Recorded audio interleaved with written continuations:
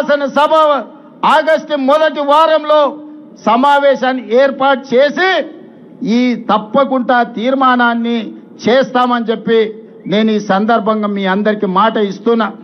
మిత్రులారా, రాజకీయ పార్టీలను, రాజకీయ కార్యకర్తల్ని బెదిరించో, అదిరించో, అక్రమ కేసులు పెట్టు, ఈడీ, ఇన్కమ్ ట్యాక్స్, సిబిఐ కేసులతో ఈనాడు లొంగ తీసుకునే ప్రయత్నం కేంద్ర ప్రభుత్వం చేసింది.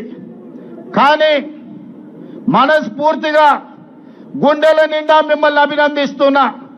నరేంద్ర మోడీ నిరంకుశ పాలనకు, మీ నీట్ పరీక్షలు, సిబిఎస్ఈ పరీక్షల్లో వైఫల్యం చెందిన కేంద్ర ప్రభుత్వాన్ని మీ గుండె ధైర్యంతో లాఠీలకు, తూటాలకు, బాష్పవాయు గోళాలకు ఎదురొడ్డి నిలబడి నరేంద్ర మోడీని ఓడించి ధర్మేంద్ర ప్రధాన్ ను రాజీనామా చేయించారు. మనస్ఫూర్తిగా ఈ యువ తరానికి ఈ రోజు నేను అభినందనలు తెలియజేస్తున్నా.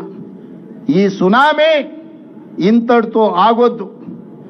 ఈ రోజు ఇక్కడ ఏదైతే మీరు గలం వినిపించిండ్రో, మీ మాట చట్ట సభల్లో వినిపించాలి, ఇది ప్రపంచానికి చేరాలి అనేదే నా ఆలోచన. అందుకే आज यहाँ पर